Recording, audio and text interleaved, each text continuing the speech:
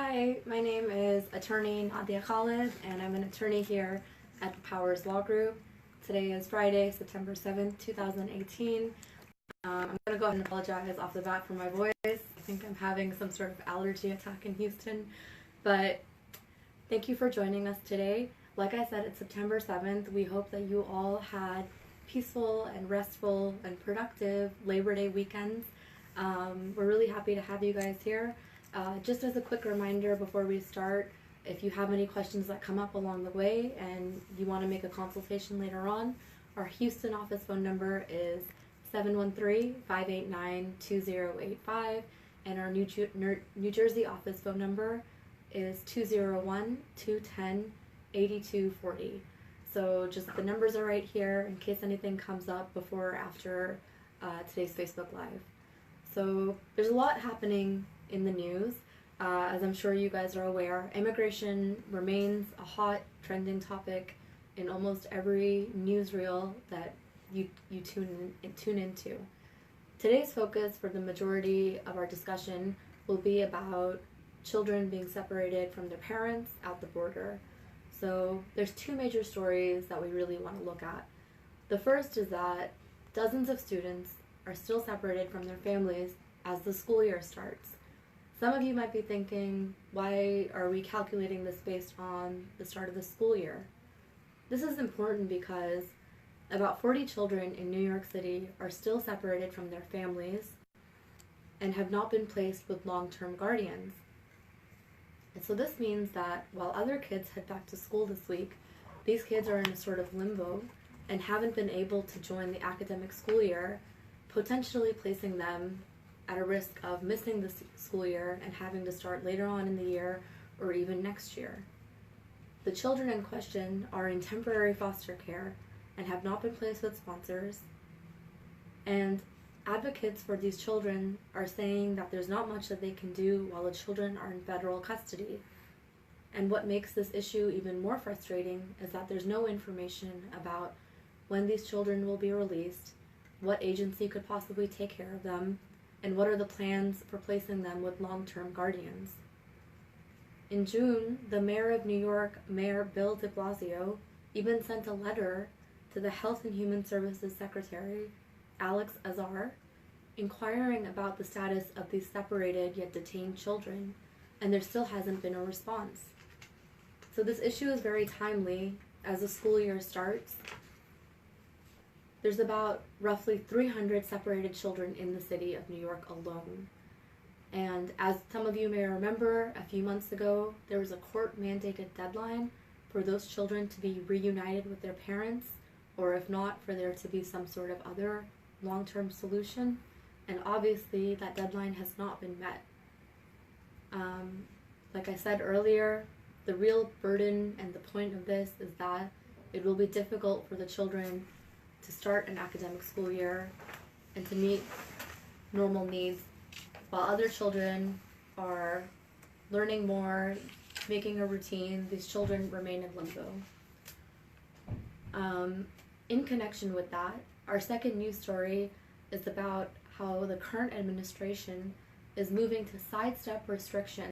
So for those of you who might not be familiar, in the past, since 1997, there has been a court-imposed time limit on how long you can detain a migrant child. So the current administration is proposing to end this time limit, which means that these children, migrant children, could be held indefinitely. And if approved, this proposal would upend decades of rules regulating and protecting the detained migrant children, which, like I said, has been in place since 1997. Advocates for these children say that this opens a can of worms. We don't know what the next step would be, and we don't know that if there's not time limits imposed, how we would be able to calculate the health of the child and regulate the safety of the child.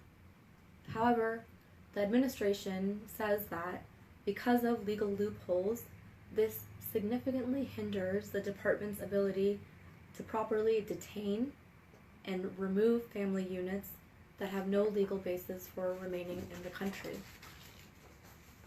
Again, the administration has said that this arrangement, which has allowed migrant children to stay for a limited period of time, also known as the Flores Agreement, has encouraged implicitly people to migrate to the United States and to purposefully bring their children, knowing that they would receive shorter detention periods. However, the way as it stands, regardless of who crosses the border, whether they're bringing children or whether they're coming with or without permission, or if they're seeking asylum, all of those people are currently being funneled into detention centers. So it is important to analyze what the real harmful consequences of removing time limits on detentions for migrant entrants would be. And finally, one thing that's always relevant and of interest to a lot of our audience members is Daca. As most of you know, Daca stands for Deferred Action for Childhood Arrivals. And the big headline for this week was that Daca is alive barely a year after Trump ended it. And so it's sort of a funny headline, but a year ago, the current administration ended Daca. But today, it still exists. I know Daca has been covered a lot in the news, but to help you understand, about 700,000 young undocumented immigrants who came to the U.S. are Daca beneficiaries. And what's been happening in the courts is that different judges from around the United States have been imposing injunctions, meaning delays to stop the end of Daca. So in a way, Daca has continued to exist. In an unexpected decision last week, Texas-based Judge Andrew Hannon, held off on halting the program indefinitely, and as a result bought it more time to continue and to obtain a long-term solution. So as we always say to all of our colleagues and friends who know people with Daca or who are using Daca, you should always look into renewing while you're still able to. And we've worked on a lot of cases similar to those, so we recommend looking into hiring an immigration attorney to at least review your DACA case while you're still able to, and while this last week's ruling from Judge Hannon still allows you to be active with DACA. So that's it for today's news roundup. We have a lot of events coming up for the Powers Law Group. It's a full September, starting with today. My colleague, attorney Michelle Strickland, will be attending the law firm open house at the University of Houston Law Center for hopeful first-year law students or second-year law students who are looking to clerk at a law firm in the coming year. Please be sure to attend that. On September 12th, Ruby will be hosting a lunch and learn about how to improve productivity and time management, and she'll be doing that with AILA, which is the Association of Immigration Lawyers in America. Also on September 12th, Ruby will be attending a University of Houston downtown panel about social work and the importance of how social work relates to immigration and immigration law. So that promises to be a really good event also. Again, on September 19th, Ruby will be giving a presentation at the South Texas College of Law, which is located in downtown Houston, on waivers. So this is extremely relevant to those of you who are familiar with the process, and so we encourage everyone to attend. On September 20th, Ruby will be part of a conference in connection with an organization called Children at Risk, and the conference will be on immigration and education and its enforcement and impact. And then on September 28th, Ruby will be part of a law practice management series with the AILA organization, the American Immigration Lawyers Association of Houston.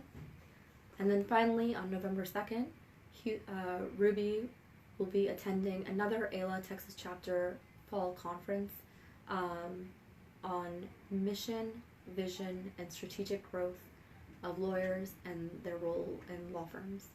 So we hope that you can go. We hope that you are able to attend at least one of these events. As always, our office is here to provide you with any consultations that you might need, or to answer any questions you might have. Our number, like I said earlier, is 713-589-2085, and our New Jersey number is 201-210-8240. And we want to let you know that we also attend community events. So if there's anything that you know about that we don't know about, we would appreciate you reaching out to us and telling us, because the most important thing that we can pass on to other people is education and information, especially in this tense time for immigration. We think that our role as lawyers is to help the community at large understand what they can, so that they're not afraid or panicked when they don't need to be. So again, please reach out to us if you know of any upcoming events that you would like us to speak at. Our number is 713-589-2085, and our New Jersey number is 210-210, I'm sorry, I said that wrong, 201-210-8240. And stay tuned for my colleague, Cynthia Milian, who will be doing the same thing, but in Spanish. So thank you for coming.